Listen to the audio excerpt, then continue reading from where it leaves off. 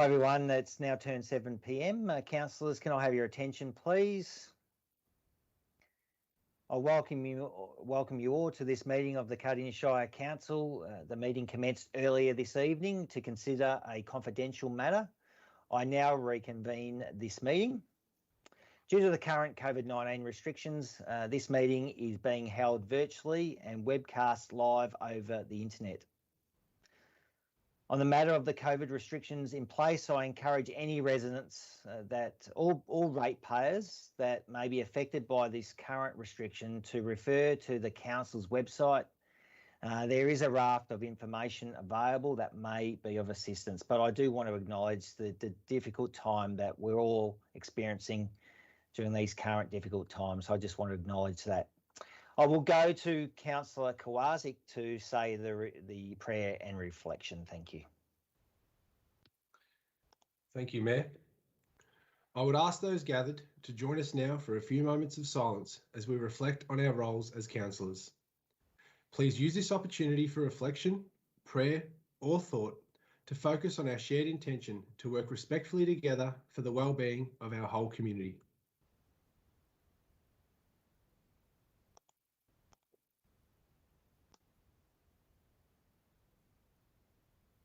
Thank you, Councillor Kowaczyk.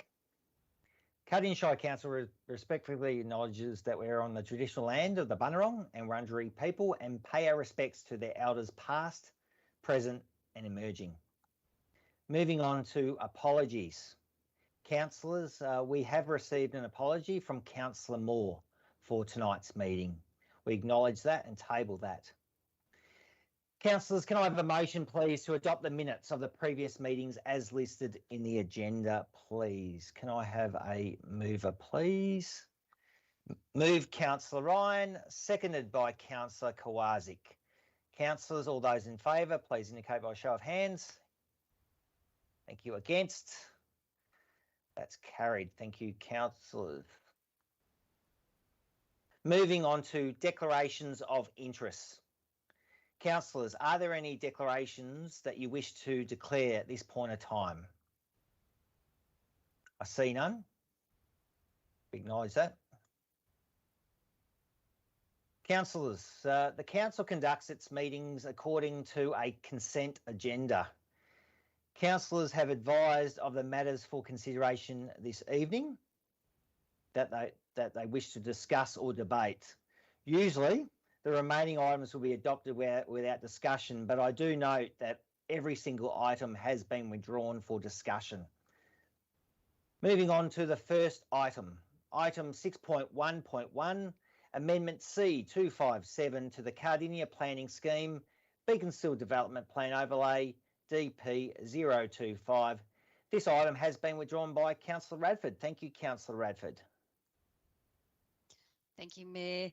Yes, I have withdrawn this item and I would like to move the officer's recommendation, which is that Council adopt the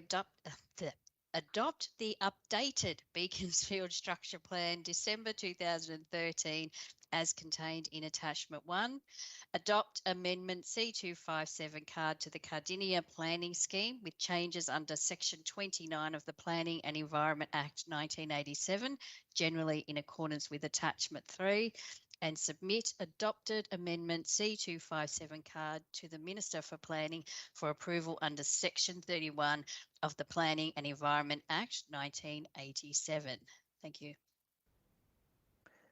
Thank you, Councillor Radford. We note you're moving same. Can I have a seconder, please, councillors? I see you, Councillor Davies. I'll record that. I will go to the mover, Councillor Radford, to talk to this item. Thank you, Councillor Radford. Thank you, Mayor. Thank you, Councillor Davies, for your second. I would just like to quickly note that this item is on our agenda and the attachments that I mentioned will be with that agenda item. Thank you to the council officers for all their work on this. It has been going over a while and the approach that this is taking will align with advice received from DWELP and will improve policy control and built form and subdivision outcomes for the Beaconsfield Town Centre.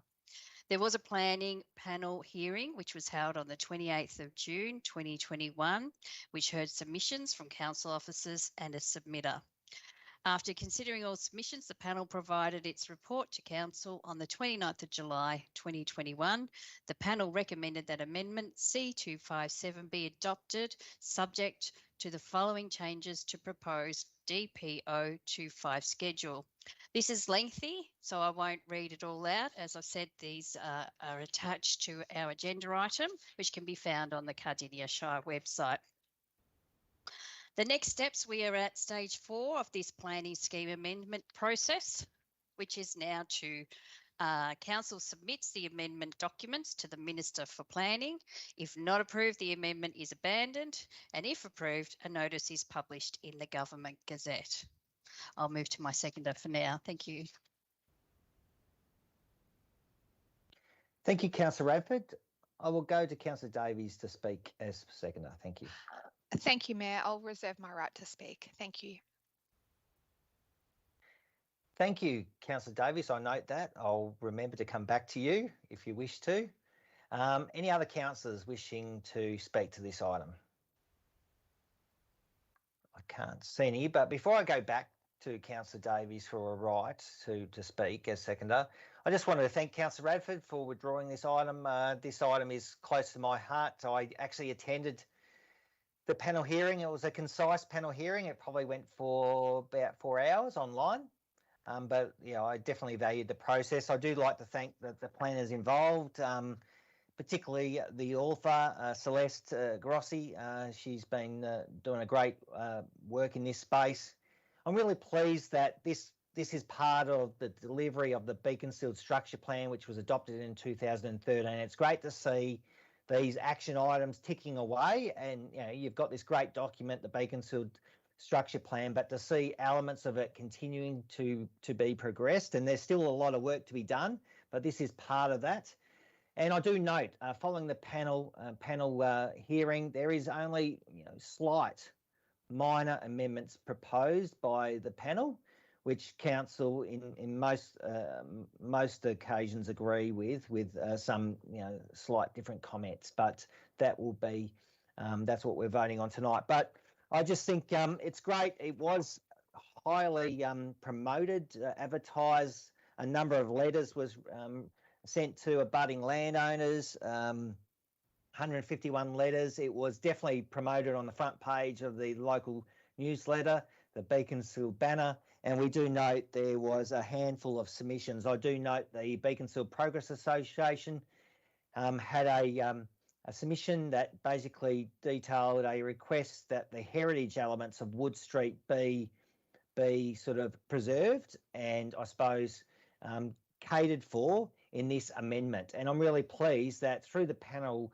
final recommendations and council officers' comments, this is catered for because it's really important, particularly that south end of Wood Street. There's still some very good historical buildings, and this is directly opposite this land in question. So it's great that any development in this area absolutely respects and complements the history on the other side of Wood Street.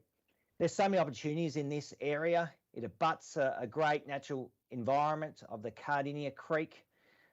Some really good plans for shared pathways going into the future, massive open space, which is technically in Casey, but abuts Cardinia, south of Berwick, Clyde North.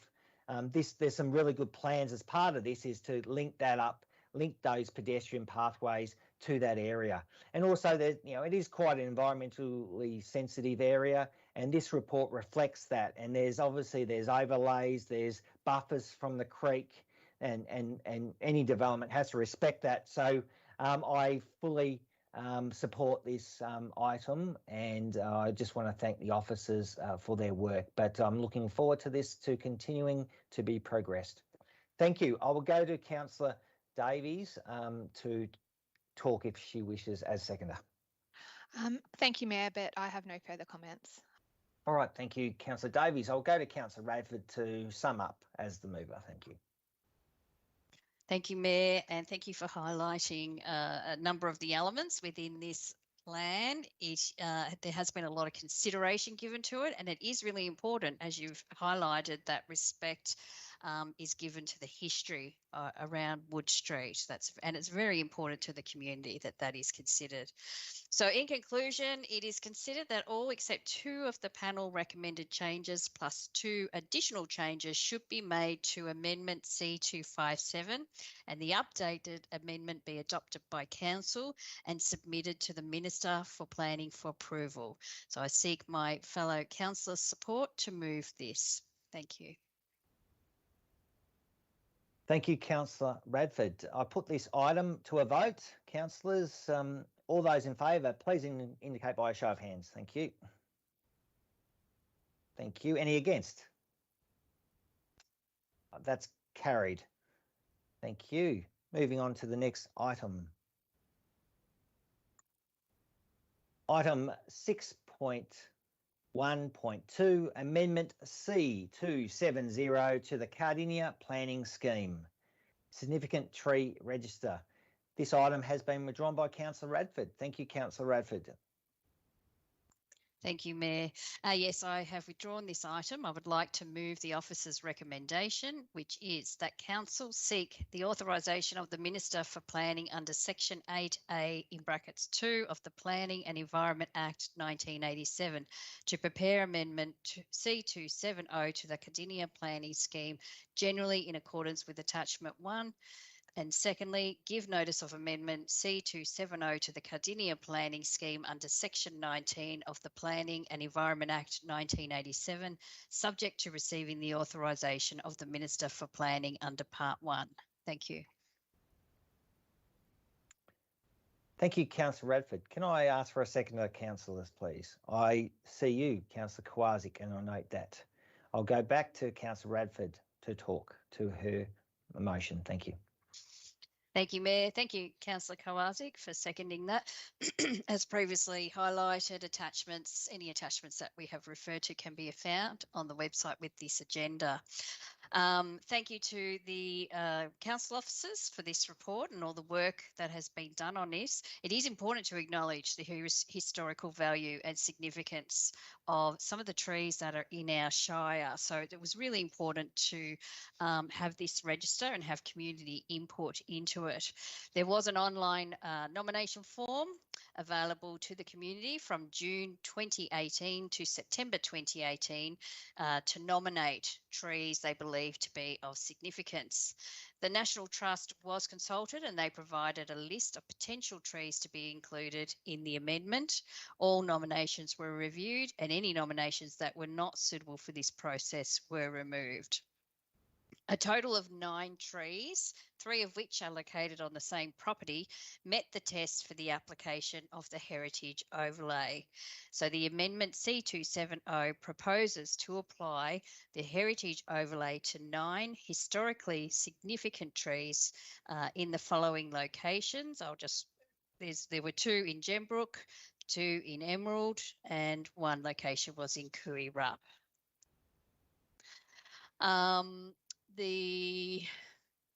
The council officers have recommended a proposed change to the process that was originally thought of, which was every 2 years to do this. So the financial and time resources required to undertake this work was higher than anticipated, and given the small number of nominations received, it is proposed to undertake this process every 4 years rather than every 2.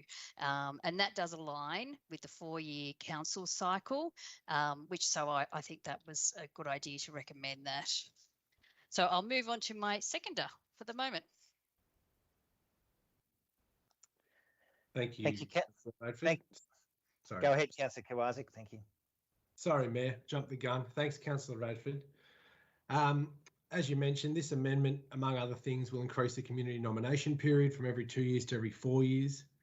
Now, this is an important change to ensure more appropriate and efficient use of ratepayers' money, as well as our council officers' time. I think it's really nice to see that local and historically significant trees are now being recognised and protected in a formal way, and that can only mean good things for the future. Thank you, Mayor. Thank you, Councillor Kowalczyk. Any other councillors wishing to speak to this item?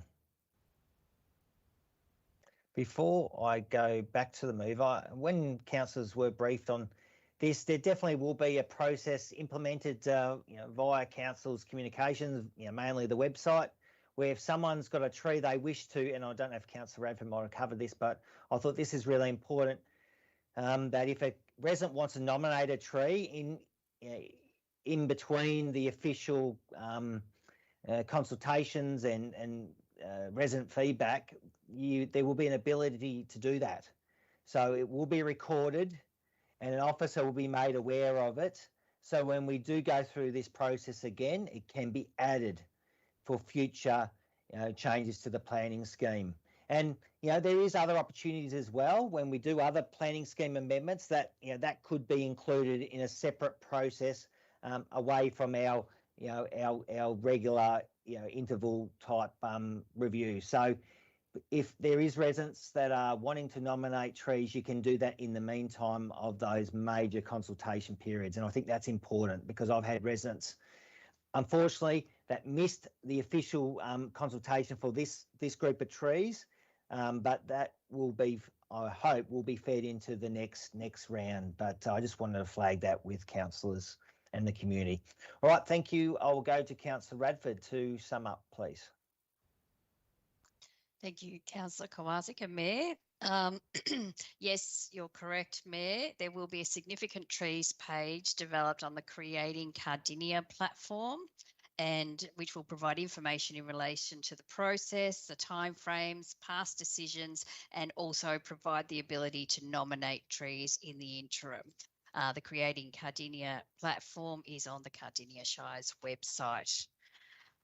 So in conclusion, during June to September 2018, the community nomination consultation process and the preparation of various technical reports were undertaken to assess the nominated trees. And as a result, 9 trees across 7 properties have been identified as having significance and should be protected in the Cardinia planning scheme through the application of the heritage overlay.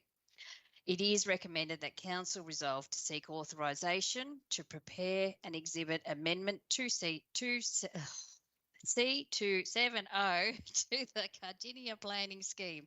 It is also recommended that Council undertakes community nominations for significant trees every 4 years. So I seek my fellow councillors' support to move the officer's recommendation. Thank you. Thank you, Councillor Radford. Councillors, I put this item, Amendment C270, Cardinia Planning Scheme, Significant Tree Register, up for a vote. All those in favour, please indicate. Thank you. Any against? That's carried. Thank you. Next item is 6.2.1, appointment of the committee members to the Cardinia Hall Community Asset Committee. This item has been withdrawn by Councillor Davies. Thank you, Councillor Davies. Thank you, Mayor. I move that Council resolves, in accordance with Section 65 of the Local Government Act 2020, appointments of elected individuals to the Cardinia Hall Community Asset Committee. Thank you. Thank you, Councillor Davies. Can I have a seconder, please, councillors? I see you, Councillor Radford. I'll go back to Councillor Davies to speak to this item. Thank you. Thank you, Mayor, and thank you, Councillor Radford, for seconding my motion. At a public meeting held on Wednesday, the 4th of August 2021, the members of the Cardinia Hall Community Asset Committee were elected. Upon election, they would then be appointed by Council for a 2-year term on the Community Asset Committee. Under Section 65 of the Local Government Act, members of Community Asset Committees require appointment by Council resolution in accordance with Section 65 of the Act. So as such, I move that Council make the following appointments to the Cardinia Hall Community Asset Committee, these being Michael Lucas as President, Joy de Jong as Secretary and Treasurer, David Young as a committee member, Ian Ridgway as a committee member, Deb Buxton as a committee member, Susan Webster as a committee member, Bridget Weinzell as a committee member, and Trina Lucas as a committee member. Thank you for your consideration and support, Mayor and Councillors. Thank you. Thank you, Councillor Davies. I will go to the seconder, Councillor Radford. Thank you.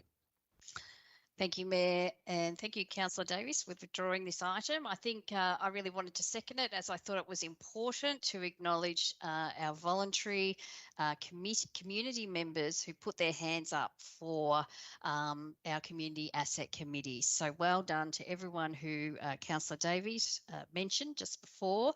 Thank you for your commitment and volunteering on this community asset for a 2-year term. Thank you.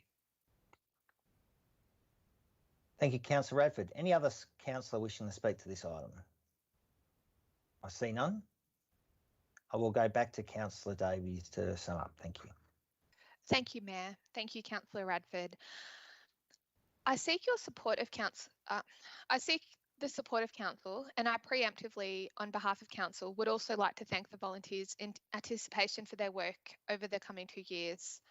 To reconfirm, Michael Lucas is president, Joy de Young is Secretary and Treasurer, and committee members David Young, Ian Ridgway, Deb Buxton, Susan Webster, Bridget Weinzel and Trina Lucas have been elected.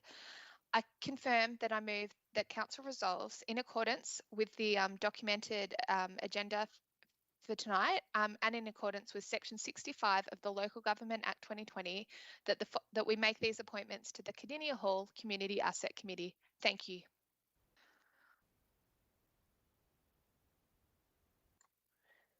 Thank you, Councillor Davies. I put this item, the appointment of the committee members to the Cardinia Hall Community Asset Committee, up to a vote. All those in favour, please indicate by show of hands. Thank you.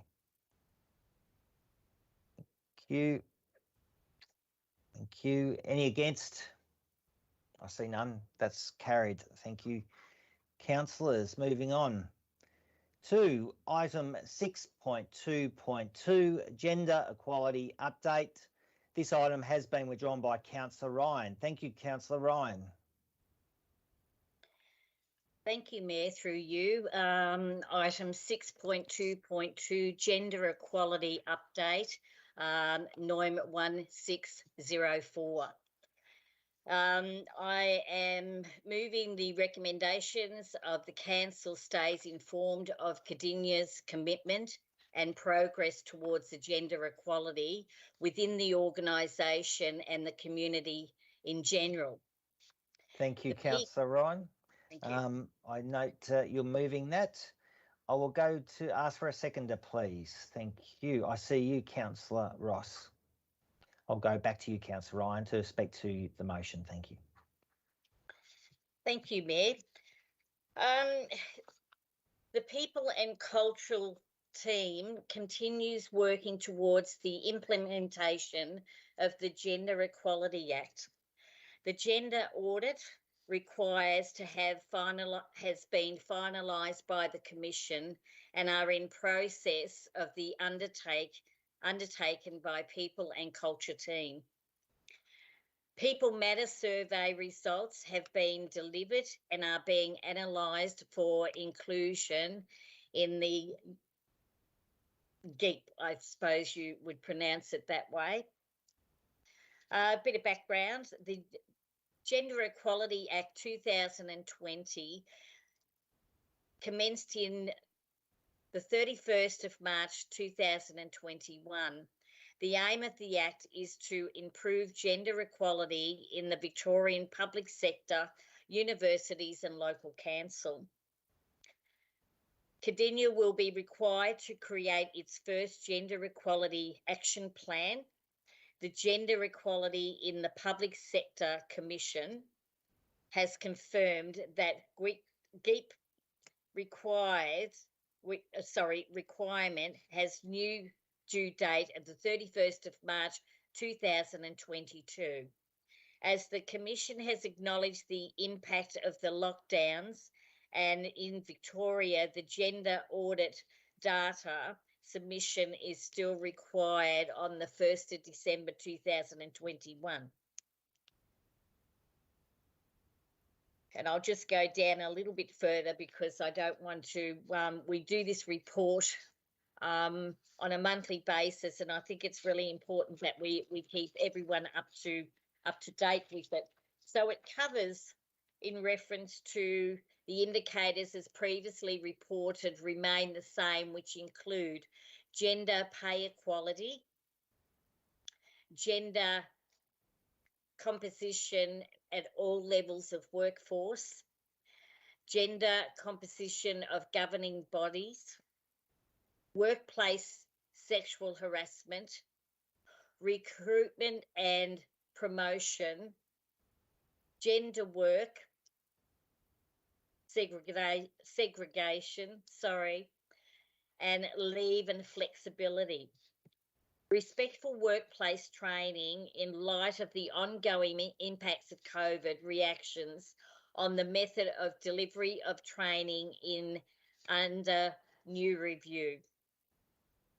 The aim of this review is to ensure that respectful workplaces training can be delivered in a COVID-safe manner and achieve the outcome desired in relation to the relevant issues of the unconscious discrimination. I'll leave it at there, Mayor, for the seconder to speak. Thank you. Thank you, Councillor Ryan. I'll go to the seconder, Councillor Ross, to speak. Thank you, Councillor Ross. Thank you, Mayor. Look, this has always been an extremely important topic at Cardinia Shire Council. We've always endeavoured to have equity, equality inside our council business. It's been a hot topic in the community for probably the last couple of years, but I must say we've always looked at this as being extremely important.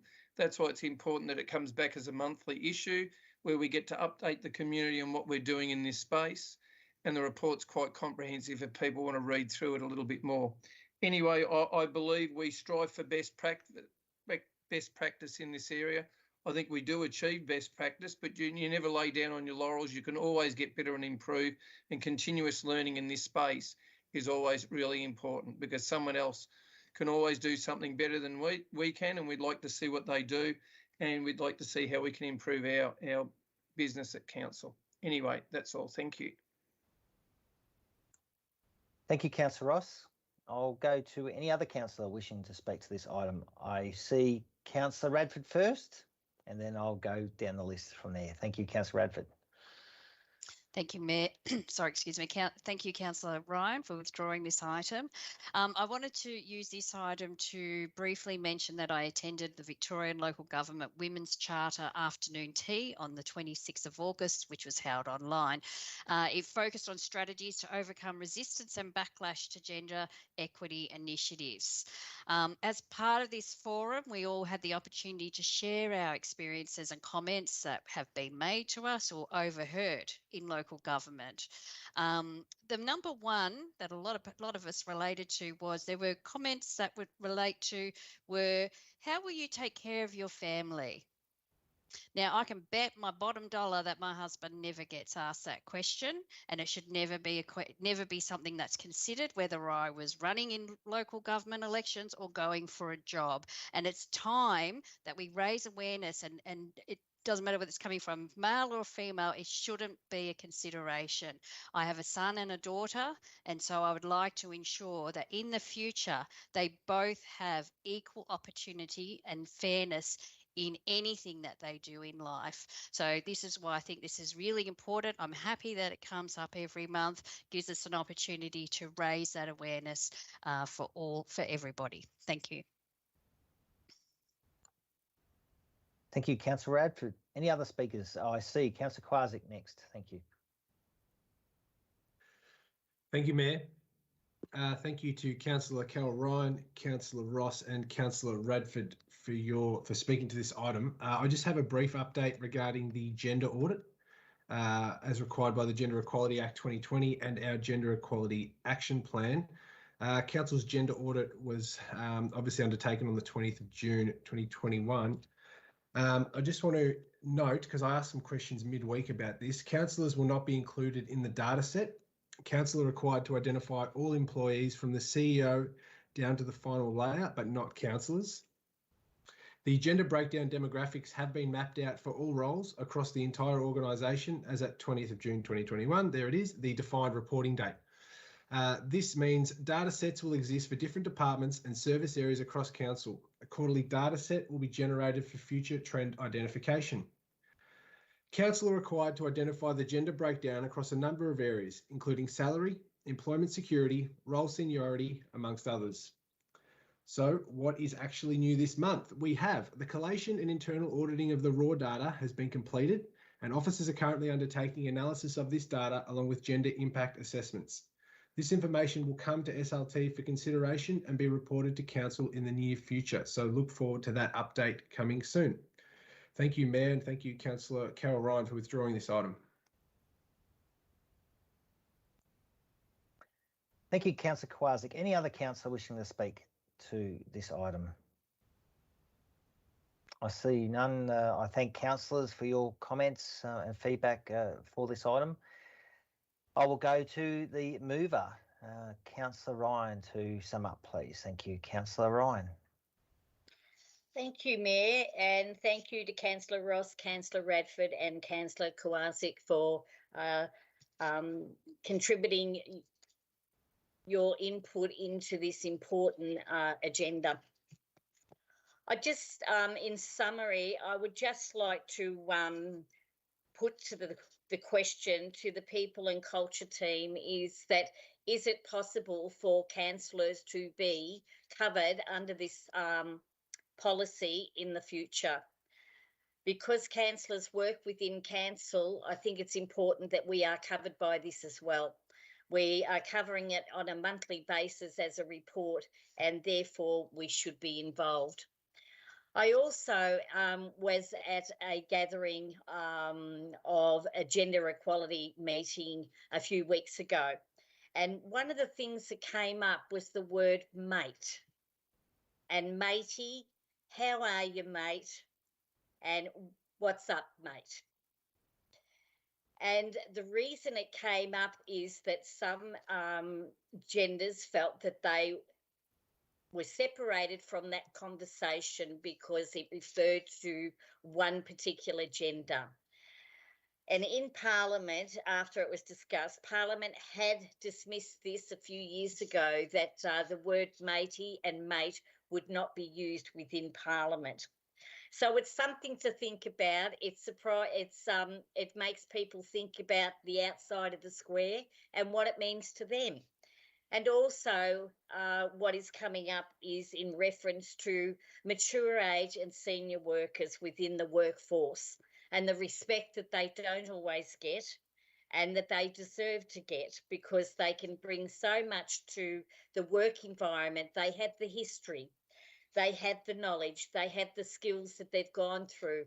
The history is part of the foundation. Without the foundation, you can't move forward into the new generation, and the new generation can teach the new technology of things. So it's a mixture of, let's all value what we can all bring as gender equality comes under this act, and let's respect in every avenue what the future holds for all of us in gender equality. Thank you, Mayor. Thank you, Councillor Ryan. Councillors, I put this item 6.2.2, gender equality update, up to a vote. All those in favour, please indicate by a show of hands.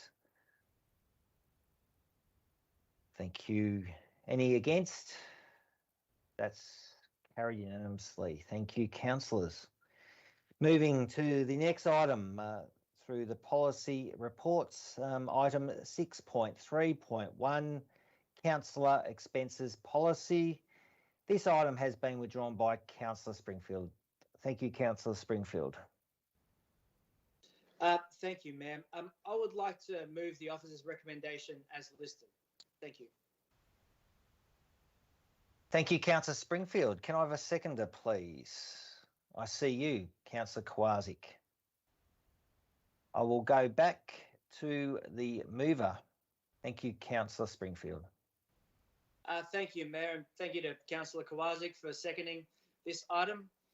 Look, I didn't read out the entire policy as listed. There's a lot of words there. It's in the report, so it can be viewed by anyone. But I will just read a few lines from the start to help describe my position on this. And in addition to the mayoral allowance, a motor vehicle will be provided to the mayor for council purposes and private use in Victoria. The vehicle will not be driven outside Victoria without a written request to and approval from the Chief Executive Officer for each trip. The vehicle can be used by the mayor and members of the mayor's immediate family who hold a valid driver's license.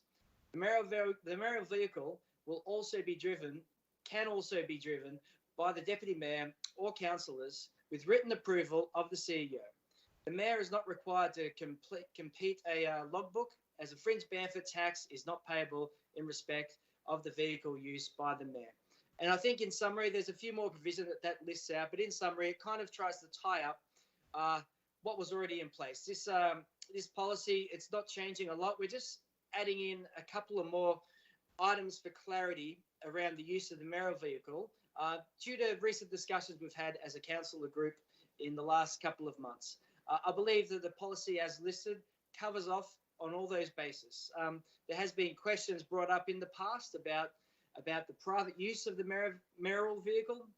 I apologise for not being able to say mayoral every time I say it. It's almost like a tongue twister.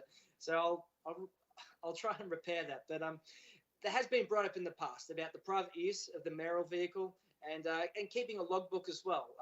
Our council officers went and did some research on other councils, like-minded adjoining councils in our region, and it is found that no other councils require a logbook to be written for the use of the mayoral vehicle due to the fact that it's there for the usage and there's no claim for kilometre-wise of what's proceeded with that.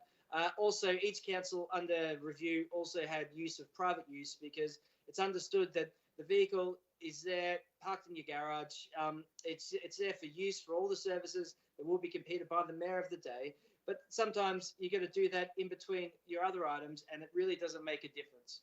So this one is in line with all other councils we've investigated, and I believe it's thoroughly appropriate for us moving forward. So thank you, Mayor. I'll leave it there. Thank you, Councillor Springfield. I will go to the seconder, Councillor Kwasik. Thank you. Thank you, Mayor Owen, and I think you've covered it off well, Councillor Springfield, so thank you very much for withdrawing this item. We can see from the research when going through the report and the evidence contained within that this amendment simply brings Cardinia Shire into line with other similar Victorian councils. The revision that is being moved tonight will not fundamentally change the existing use of the mayoral vehicle, but just simply provides further clarity and transparency around what is acceptable use of the mayoral vehicle. So I also think an important addition that was made to this was in the instance of written approval by the CEO for the deputy mayor or councillors to use the mayoral vehicle. And that's just really important as a stopgap or an emergency provision. So should our mayor be incapacitated or be otherwise engaged, should our deputy mayor have engagements that require them to use the vehicle or other councillors, we're now formally able to do that via written consent of the CEO. So I think that's just a great addition. Again, just an emergency provision, but we've really just brought the policy into line with modern day expectations. Thank you. Thank you, Councillor Kwasik. Can I ask any other councillor wishing to speak to this item, either for or against? I see you, Councillor Ross. Go ahead.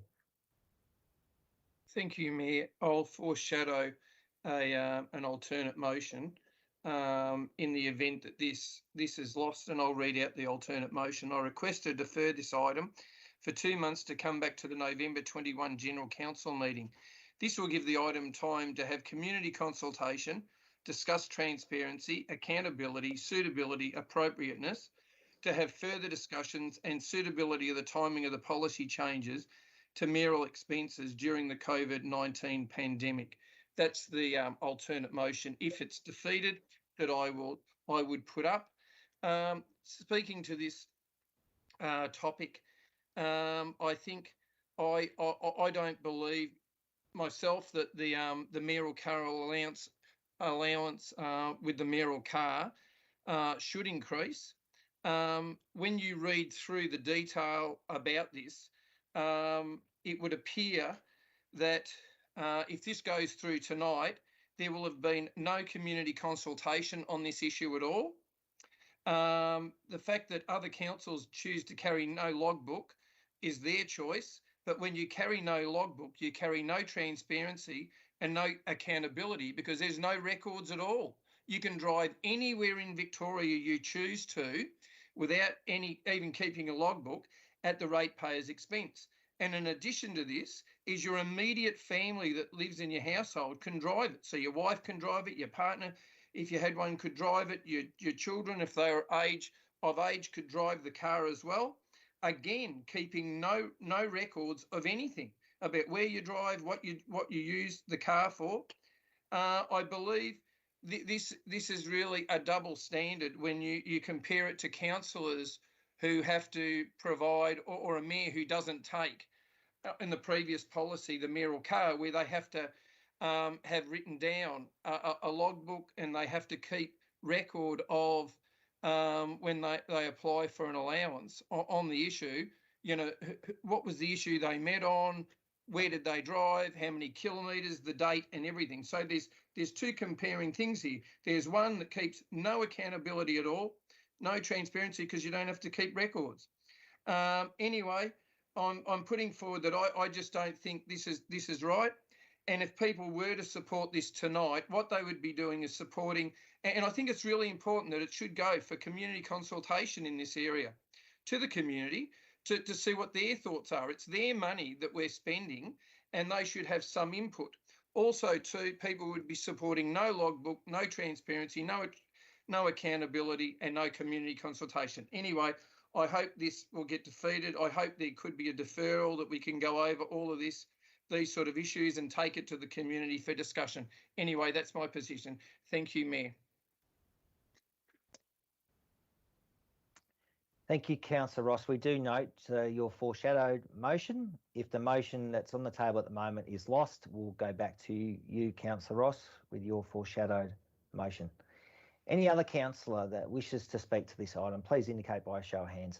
I see, first of all, Councillor Ryan. Thank you. Thank you, Mayor, through you.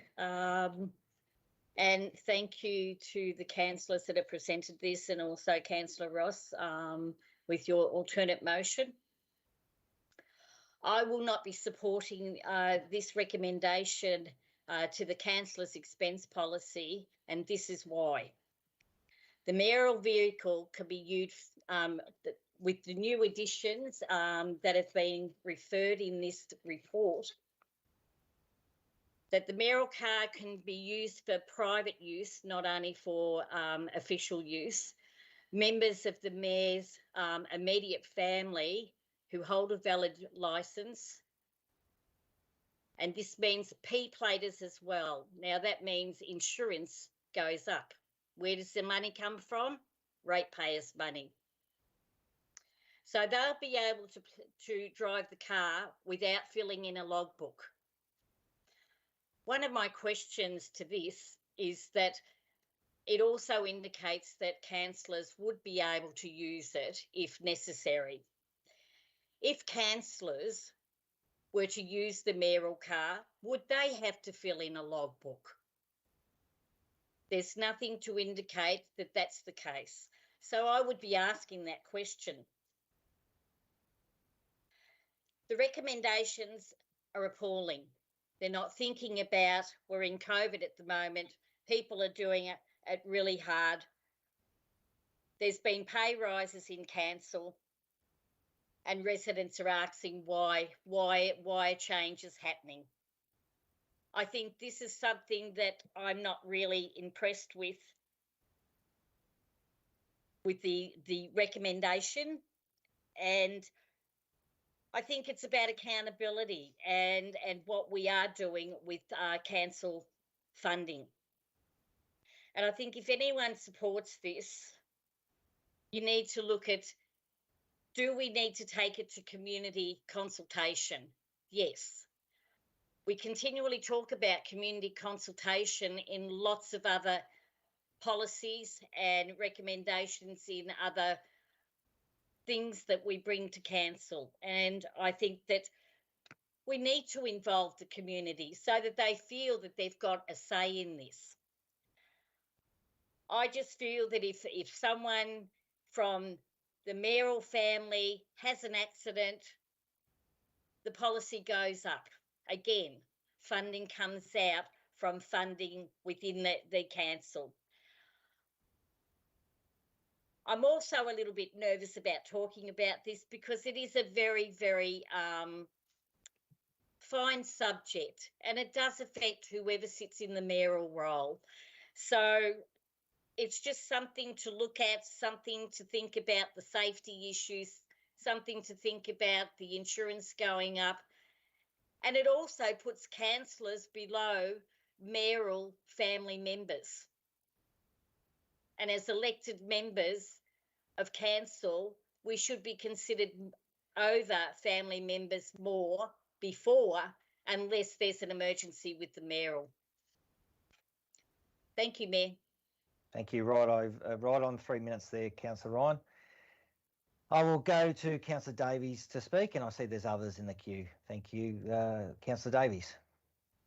Thank you, Mayor, and I will be brief here as I had not prepared notes. I'm very disappointed to hear at last minute alternative recommendations and comments. I have read this report and also attended briefings, and council officers have undertaken a detailed review in light of the opportunities, efficiencies and the reasonable test of a company car. Do we need to take this to community consultation? Well, is it not normal for the head of an organisation to have a company car? I would really rather that we focus on the future.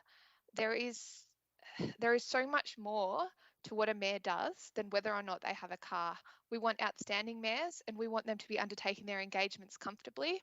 Our CEO and our mayor have the same vehicle rights, and every mayor in every council that provided comparable information to our council officers has the same opportunity. I don't see this as needing to be a big issue, and it's sad that we're getting stuck on this and spending so much time on it. I believe that the role of mayor should be respected, and I really look forward to one day not having to discuss this ever again. Anyway, I'll leave it at that, but I do want to reiterate that our council officers were diligent and prepared a good report, which I believe should be listened to. Thank you. Thank you, Councillor Davies. I will go to Councillor Radford first, and I see there's others in the queue as well, but to you, Councillor Radford, thank you.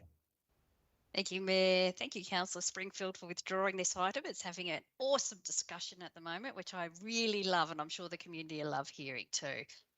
Firstly, I just wanted to make note that as per the Local Government Act 2022, there is no requirement for community engagement regarding the expenses policy. So we are not obliged to be doing community consultation. And also the cost of the mayoral vehicle is already included in the budget. So there are no additional financial implications in amending this policy also. So I'm satisfied with the investigation conducted by council officers. It does put us in line. It does make it more transparent. So I will be supporting the officers' recommendation. Thank you. Thank you, Councillor Radford. I will go to Councillor Cameron. Thank you, Councillor Cameron. Thank you, Mayor. I too will not be supporting this notice of motion, and for the reasons being that the Local Government Act clearly states a council must adopt and maintain a public transparency policy. The public transparency policy must give effect to the public transparency principles and describe the ways in which the council information is to be made publicly available. For the purpose of public transparency policy and the public transparency principles, information includes documents, including logbooks.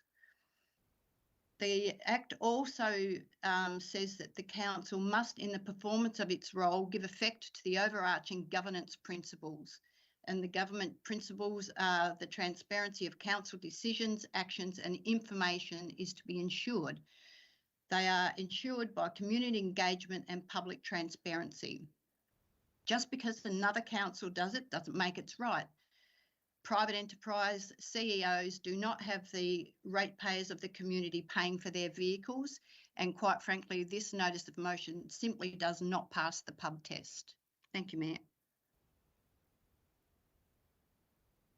Thank you, Councillor Cameron. I see there's no other speakers. I will go to the mover to sum up. Thank you. Thank you, ma'am, and thank you to my fellow councillors. I appreciate the diverse opinions that are put forward.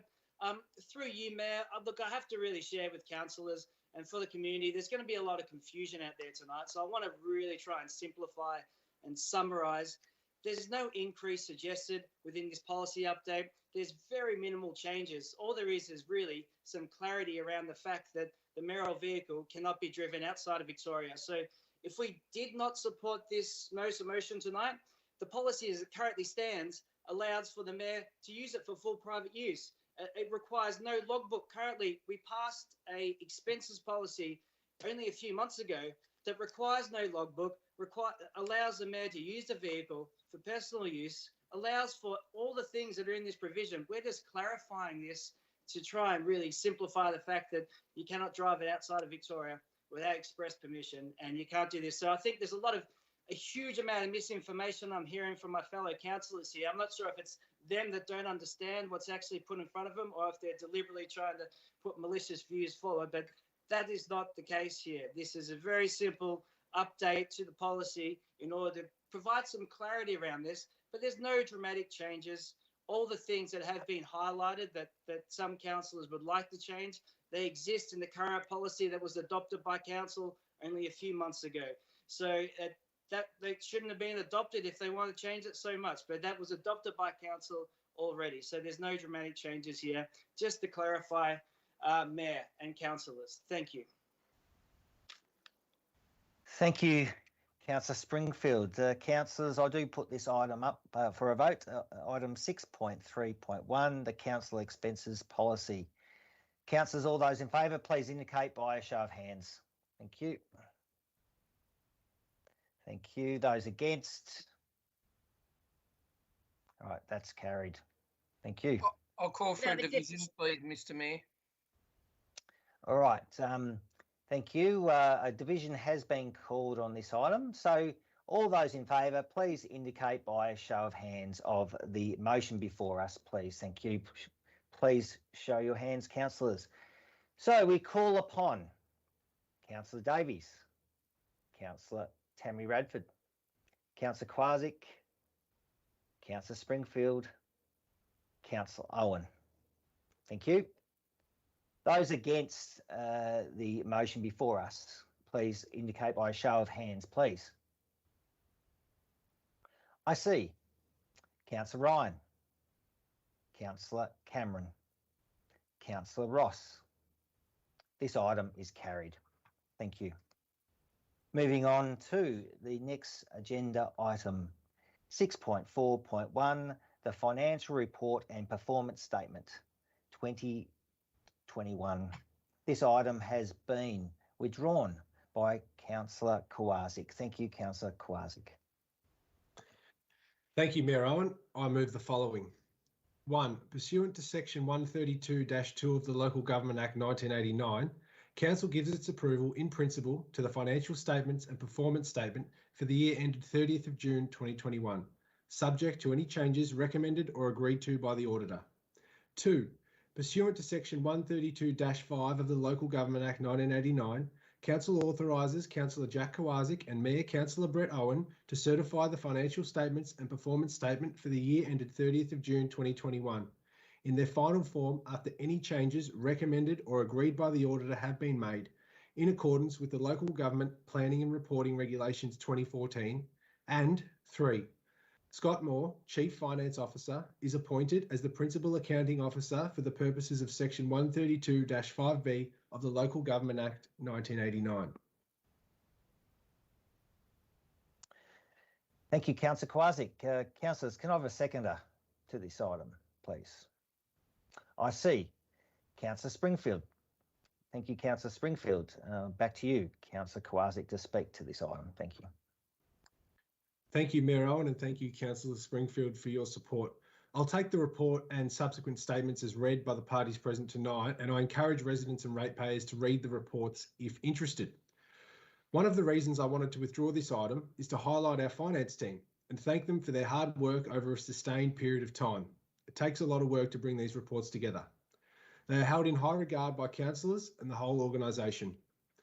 Also, the independent auditors on our Audit and Risk Committee, as well as the Victorian Auditor General's Office. This is a statutory requirement for all councils to undertake this process, and our residents can have confidence in the financial position of Cardinia Shire Council. Having said that, the impact of COVID-19 can't be discounted and will continue to be felt for a long time as we slowly move into a more promising future. With regard to the performance report specifically, there are some really excellent takeaways from that, but again, COVID considerations cannot be dismissed. The total financial impact from COVID in 2020-2021 is reported as being roughly $3,366,000, given loss of revenue and the additional expenditure required. For me, that's a very conservative number, and when you factor that into the health and social impacts, as well as our local businesses and wider economy, it paints a clear picture of the fight we're in. Thank you, Mayor.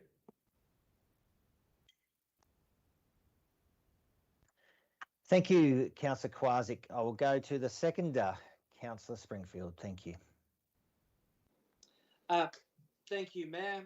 And thank you, Councillor Kowarczyk. I would just like to say that I support the recommendations as they are listed. I'd also like to note Councillor Kowarczyk and Councillor Owen for your work on the Audit and Risk Committee and thank you. It's a hard job to go through the process and the scrutiny over these documents and details. So I have trust and faith in the work that has been done by the independent auditors and by yourself reviewing these papers and documents. And as far as I can tell, everything seems in order. So I'm very happy to support this tonight to proceed.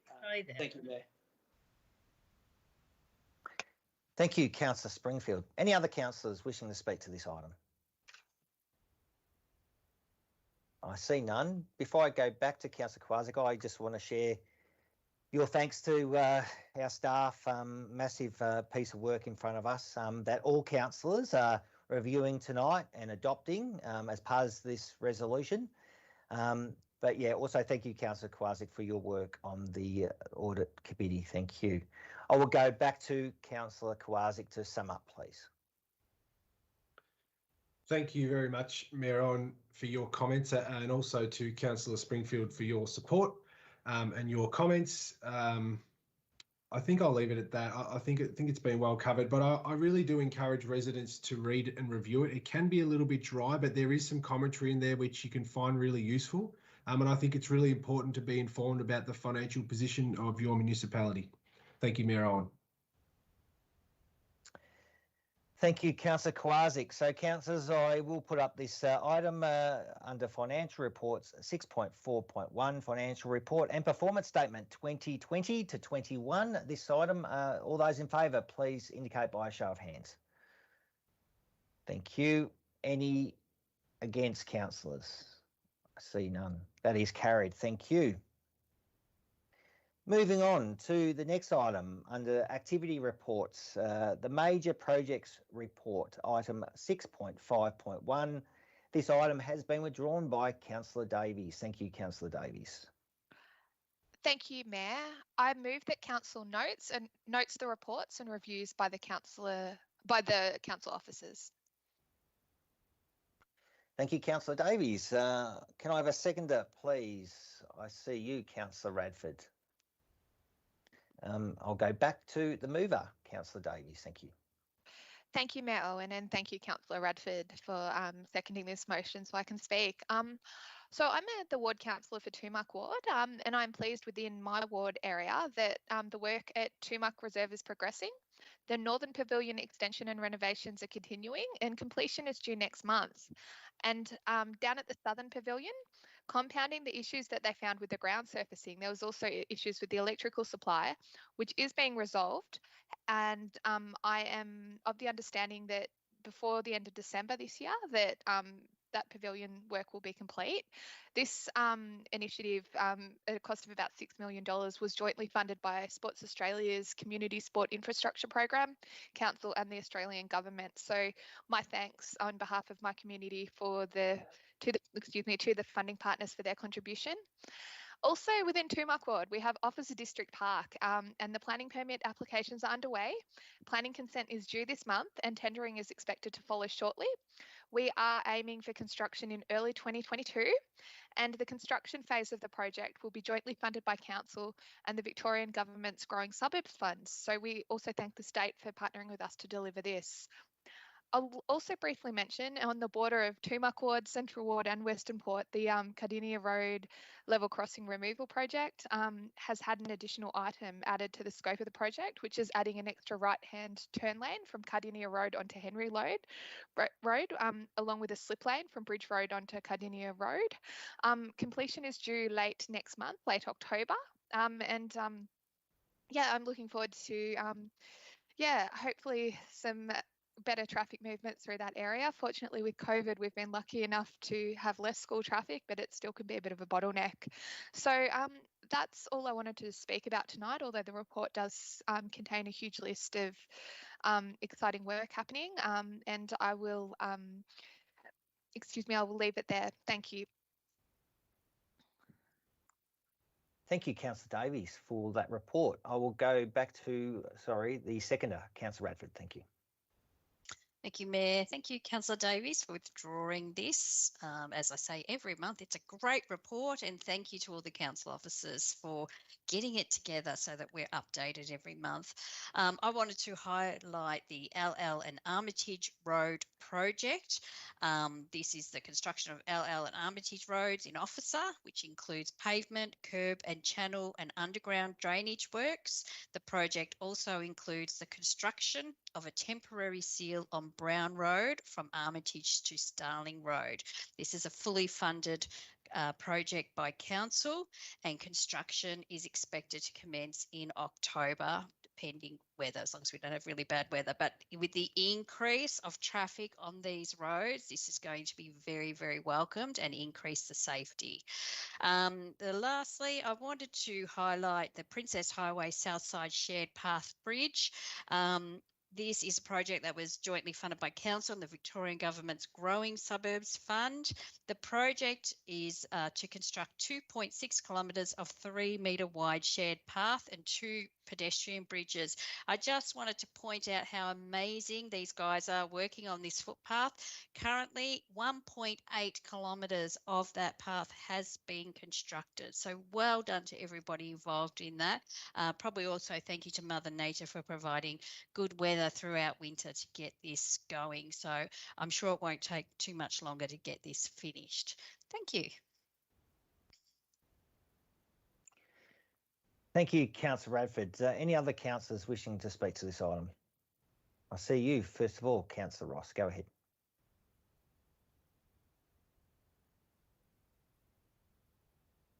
Sorry, Councillor Ross, you're on mute.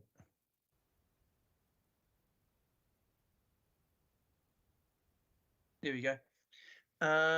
As Councillor Radford said, this is a really exciting addition every month to our General Council meeting. It always shows some really exciting things happening, and for a lot of them, there are long-term projects that have come along that people have been waiting for a long time. I'd just like to highlight a few things in here. One of them is the McGregor Road, Soldiers Road, Hobson's Road construction, which will extend McGregor Road down further. Most people will know that once you go over the freeway, it becomes a gravel road, and it extends all the way down, and that's been a real nightmare for residents in Peckingham for a long, long time. So the construction of that is coming along and will be complete by, it says it's fully funded by Council. The project being tendered at the moment, so it doesn't have a finishing date written on it, but once the project's been tendered and awarded, construction will begin with Melbourne Water's approval. The other one that I'm always excited about is the IYU construction of the athletics track down there. I must say, riding through the area where the old athletics track is today, or yesterday, I was commenting to my daughter, just do you think these people will be excited when they get a 10-lane synthetic track and a pavilion built there? And she looked at it and she said, oh, yes, absolutely, they will be. When you have a look at the, I really wouldn't call it a pavilion that they had in the past. It's more of a storage area. And they tended that site with the baseball club. So the baseball club will eventually get their own facility in Peckingham East, which will be even better than what they've got at the moment. And the IYU Reserve, I must say, this is looking to be construction is going to commence in late 2021 and will be completed by June 2022. So I just think that'll be awesome.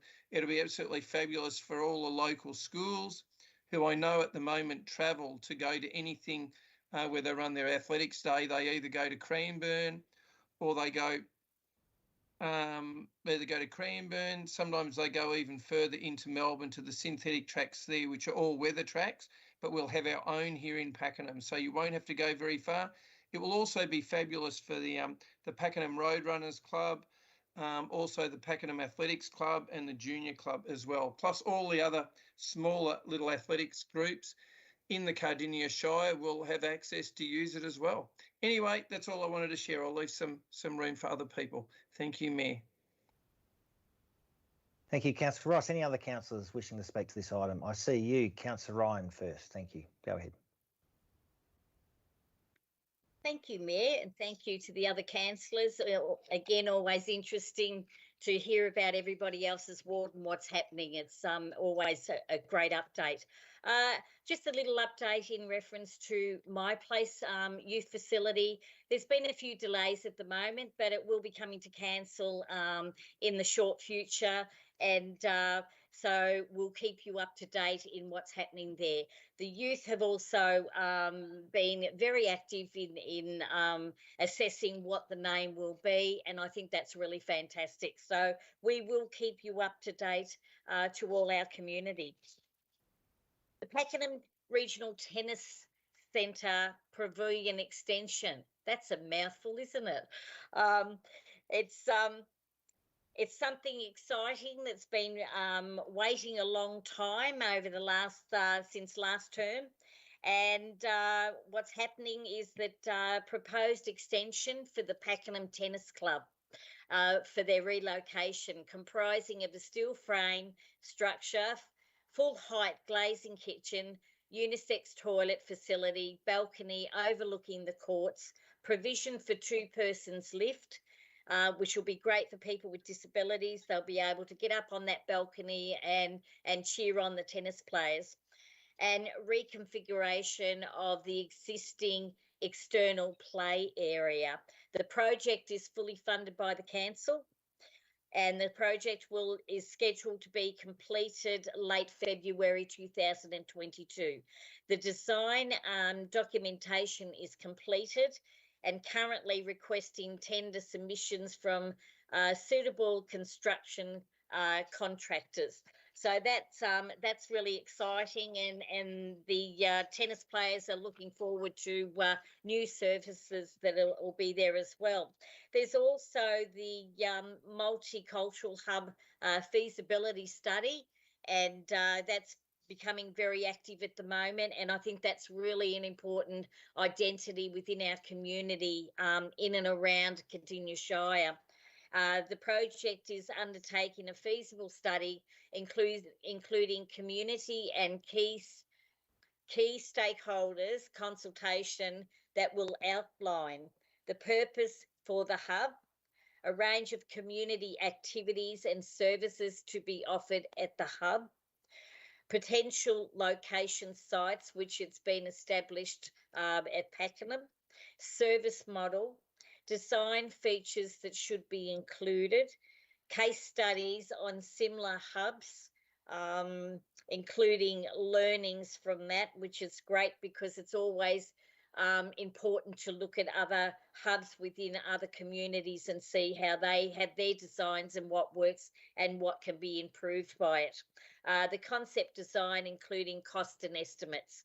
The study is jointly funded by Council and the Australian Government, and feasibility study is planned to be completed in October 2021, which is next month. The consultations finalised the draft feasibility study report for the presentation at the council briefing, followed by a further community consultation. So that is coming up, and again, we'll keep you all up to date to the community, and I'll look forward to hearing some other interesting up and coming projects that are coming up in different wards. Thank you, Mayor. Thank you, Councillor Ryan. Any other councillors wishing to speak to this item? Before I go back to the move, I just want to say some brief comments. I am going to be duplicating a bit, but thank you, Councillor Radford, for raising Allow Road and Armitage. This is a much used link between Beaconsfield and Officer, and it is the back roads to access those two townships, and it is very heavily used. So I look forward to that. I note the contract's been awarded, but due to some weather conditions, that will start very, very soon. The Princess Highway intersection upgrades, and this is jointly funded between the Australian Government and also Council through DCPs, but what amazing success. The first two intersections at O'Neill and Glisman, they are definitely well utilised, and it just makes that area in Beaconsfield much more safer than it was beforehand. So that program is continuing to roll out. Obviously in the report, we've got Brunt Road, Timmendale Road, Bayview Road and McMullen, different sort of timelines, but they're well underway, and we're going to see tenders awarded and works commence in the coming months. So obviously it is staggered, but those delivery, but that'll be great. Just Sealing the Hills, once again, a project between Council and the Australian Government. On page 398, talks about Mount Burnett Road, Morrison Road and others. There has been some challenges regarding the design of these roads. It is a very heavily vegetated area, so we're currently doing arborist reports, etc., to look at the design. So I received a phone call over the weekend from a resident from Mount Burnett Road wanting to know an update. I provided that advice, but there has been some delays because of the extensive work that's required in designing these roads. So please be patient if I can ask residents, but it is on track, and councillors are going to be briefed on the update on those programs in the very near future. The Armstrong Road in Upper Beaconsfield Special Charge Scheme, that's progressing really well. And thank you, Councillor Radford, for mentioning that new footpath.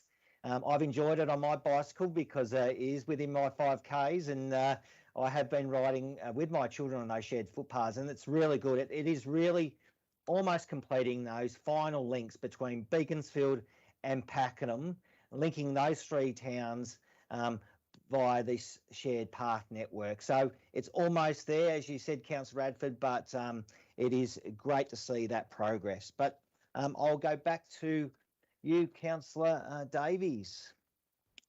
Thank you, Mayor. Thank you to all councillors for speaking tonight, and I'd really like to acknowledge the diligent work by the officers, the council staff in delivering those projects. Dealing with COVID, and we're hearing all sorts of stories, you know, lack of supply of materials, delays, yet they're still delivering for our community, and I do appreciate the efforts of all staff.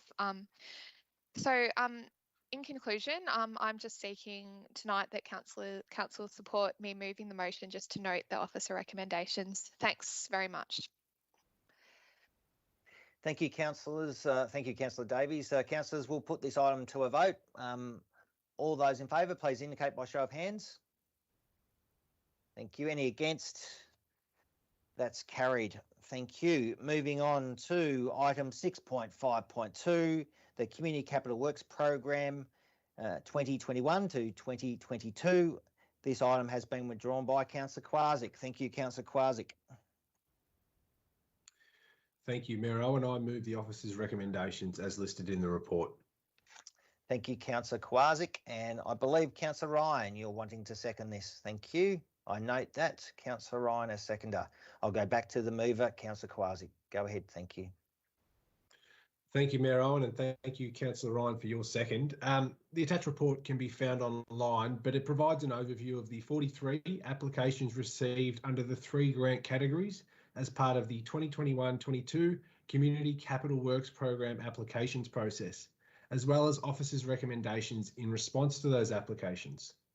It's important to note from our community's perspective, a number of applications were not considered eligible this year, which is very disappointing. We had a lot of unsuccessful bids simply due to eligibility concerns.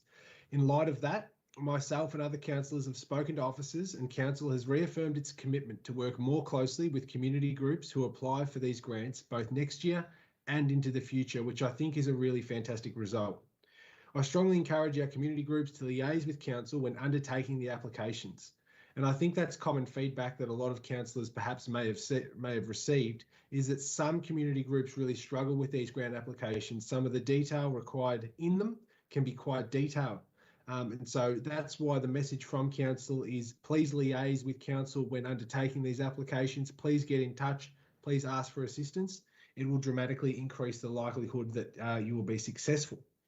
I also want to make mention to the public that the underspend of the expected budget relating to the community capital works will be carried through to the next financial year to ensure the money goes back into the community where it's supposed to go.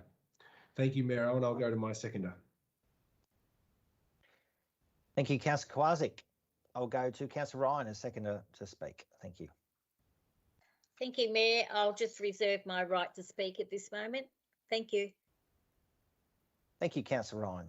Any other councillors wishing to speak to this item? Before I go to Councillor Ryan to speak as seconder, I just want to say a few comments. Thank you, Councillor Quasick, for really highlighting what is proposed regarding the underspend. I'm really pleased that's being reinvested to next year's program. I'm really pleased that council officers are going to really engage with those unsuccessful groups to work out, how we can assist them to get, hopefully approval next year's. But I congratulate all the successful grant recipients, and some of them I just want to highlight in my ward, if that's okay.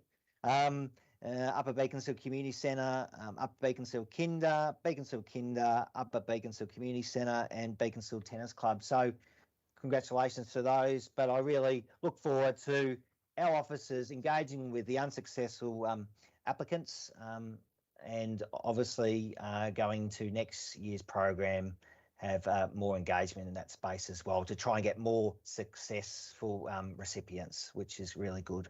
And I just thank these groups for amazingly applying for these grants to help, improve our community facilities. And they're mostly on council-owned land, but some of them are on Crown land. So thank you to those groups. I will go to Councillor Ryan if you wish to speak as the seconder. Thank you, Mayor, through you. And I will be in support with this recommendation, the same as Councillor Quasick, and I won't add too much to it other than just adding from down the end here, projects are funded under the Community Capital Works and Major Equipment Grants and are subject to arrangements under the following council and government policies.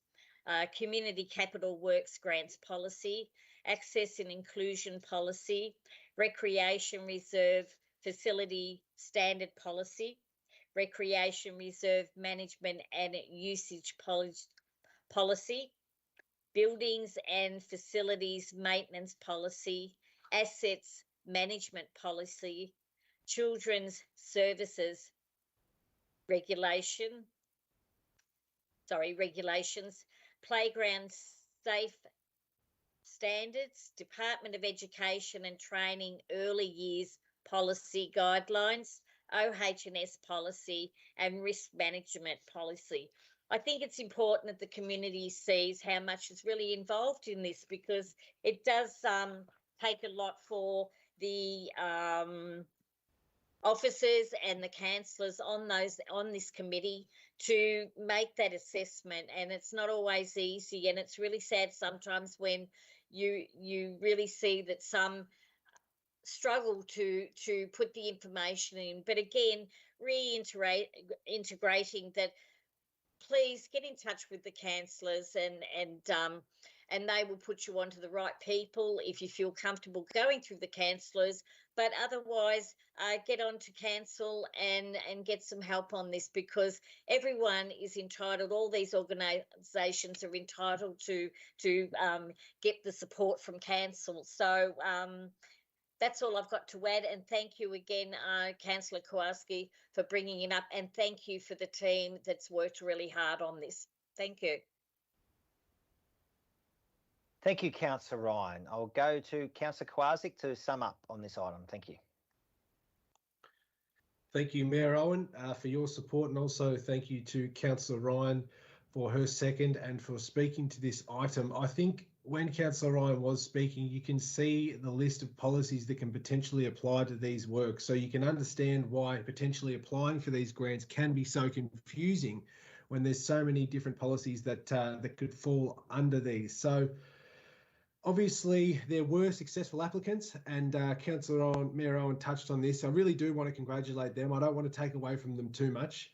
So council officers recommend, and that's what I'm moving tonight, that we support 8 Category 1 applications to the value of $160,000 and 8 Category 2 applications to the value of $148,000 plus a little bit of loose change.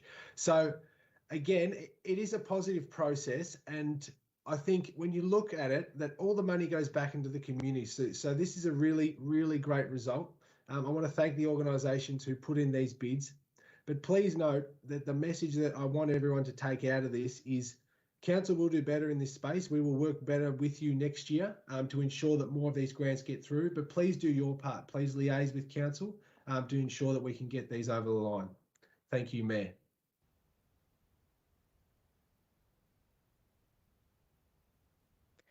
Thank you, Councillor Kowalski. Councillors, we'll put this item to a vote, item 6.5.2, Community Capital Works Program.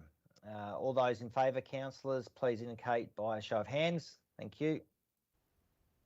Thank you. Any against? That's carried unanimously. Thank you, councillors. That's completes all the withdrawn items. Moving on, councillors, to the next section of the agenda, councillor reports. Councillors, are there any matters in which you wish to report on? Thank you, councillors. Please indicate by a show of hands. I see you first of all, Councillor Ryan. Go ahead, Councillor Ryan. Thank you, Mayor. Just a couple of things that I would like to bring up. I attended the presentation and annual reports award at the Peckingham Scouts group on Thursday night. It was quite a funny night because we had so much technical problems, and but Rachel, the group leader, she worked really, really hard and well on it. And just to see the children present over the internet was really fantastic. And some of the things that they've done online, I commend them. I think it's just an organisation that is just such a wonderful organisation and has been around a long time. So I look forward to their next one to see what the children have created for next time. And also a gathering of Are You OK? I think Councillor, the Mayor was there as well, and that was really informative. And I think that that's really important, that knowing when you're faced with the situation of knowing when to say, are you okay? And knowing when to just sit there and be beside the person and just be there if they want to talk. And so many things came out of this program, and I want to see it extend further and further, because it's a really important identity and a different angle that involves people that really find it difficult to communicate how they feel. So That's all I want to report, Mayor. There's not much else happening other than our Zoom meetings, and but I think those two were very important. Thank you.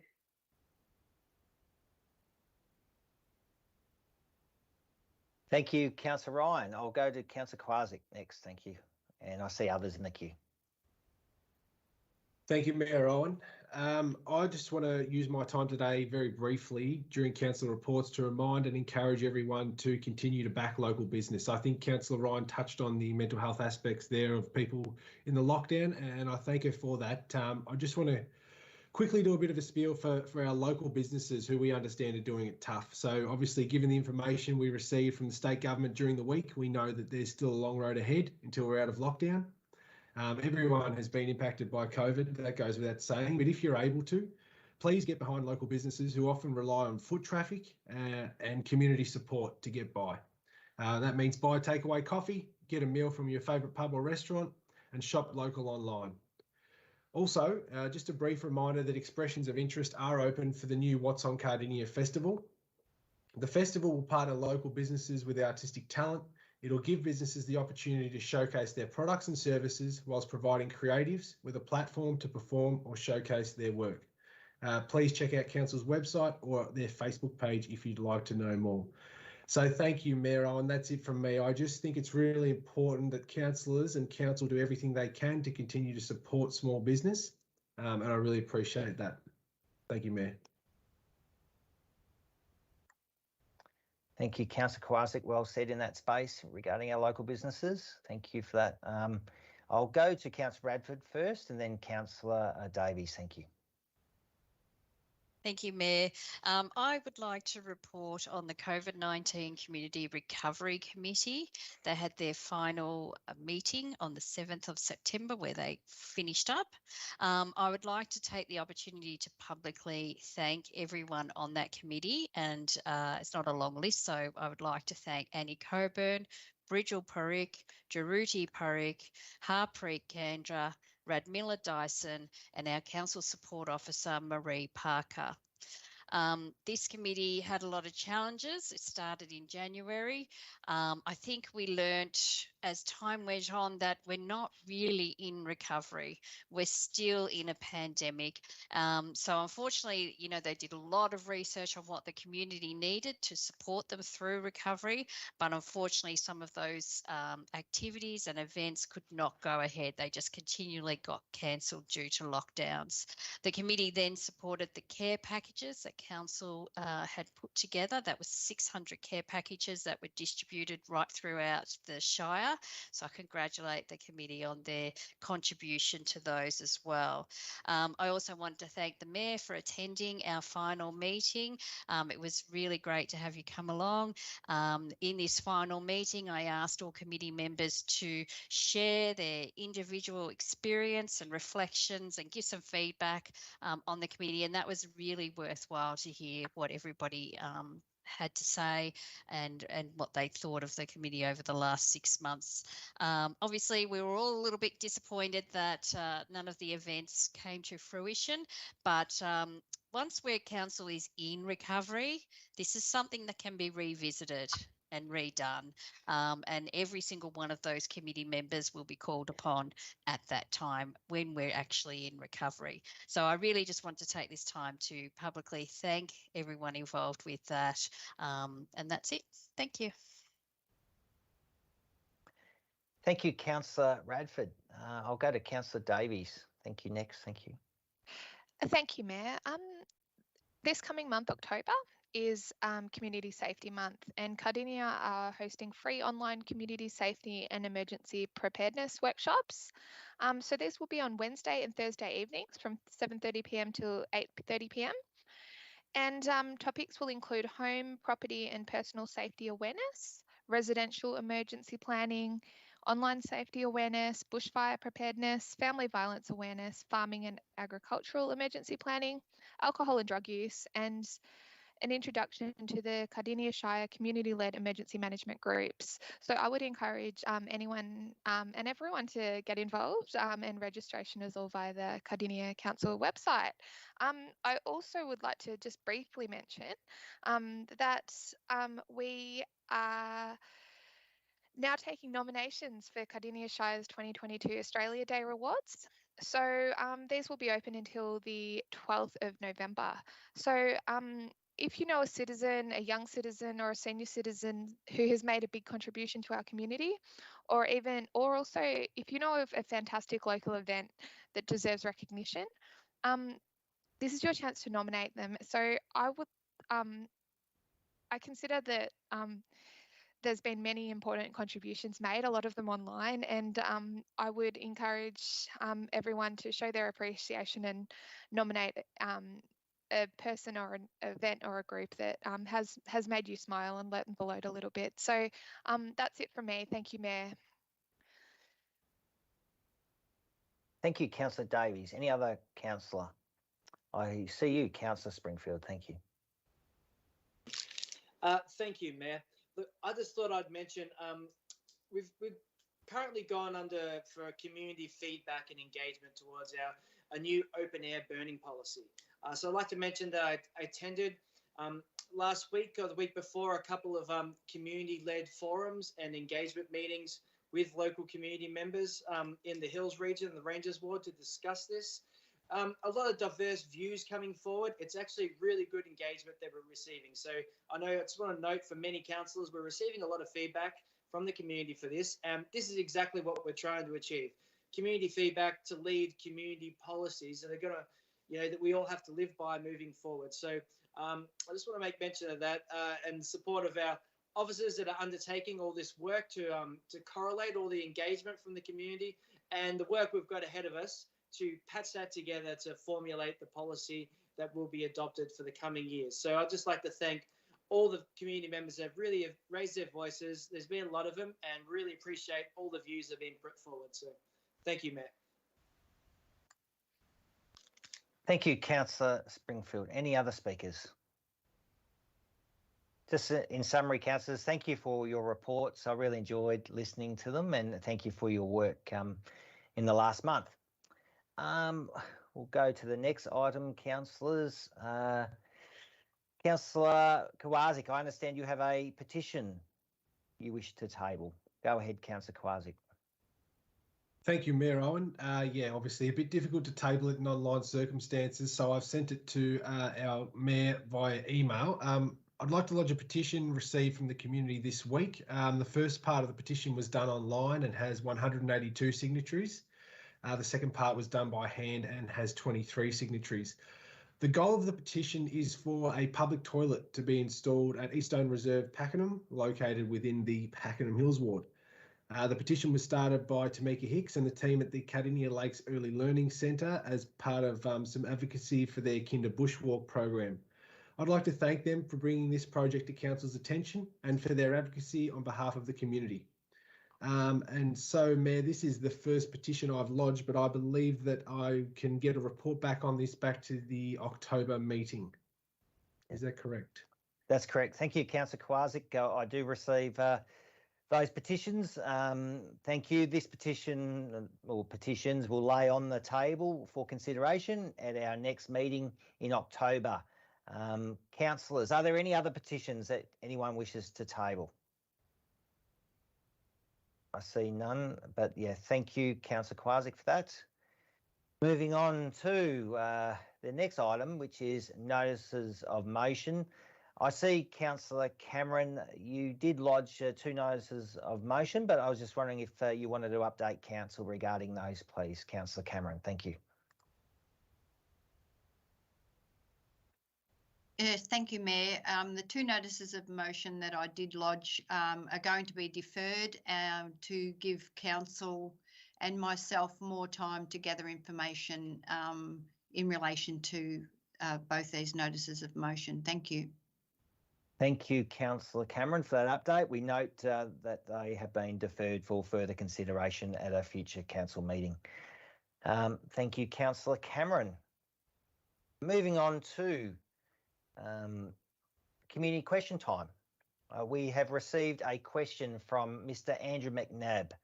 I will refer this question to the CEO, Carol Jeffs, to read and answer, please. Thank you, CEO. Thank you, Mayor, and thank you, Mr. McNabb. The question is, the majority of ratepayers have absolutely no idea that councillors and the Mayor has received a pay increases during 2021. Pay increases are approximately $6,000 per councillor and $20,000 for the Mayor's role. Does the Mayor and councillors agree that these pay increases should be detailed in the summer edition of Cardinia Connect, so all ratepayers are informed and the public transparency principle is adhered to? Thank you for your question, Mr. McNabb. In answering, under the provisions of the Local Government Act, the Council was required to consider the level of Mayor and Councillor allowances payable following the election held last year. This matter was initially considered at the Council meeting in February this year and was resolved to seek public comment and submissions on the proposal to move to the level of allowances payable as a Category 3 council. And should be noted that this option was available from the previous year as well. Public notice was given of this proposal and no submissions were received. The Council subsequently resolved in April this year to move to the new level of allowances. As this matter has been subject to a community consultation exercise and the public transparency principles have been adhered to, I see no need and would not recommend to publish these details in the summer edition of Connect Cardinia. Thank you, Mayor. Thank you, CEO. We have also received a question from Heather Payne. Again, I will refer this question to the CEO, Carol Jeffs, to read and answer. Thank you, CEO.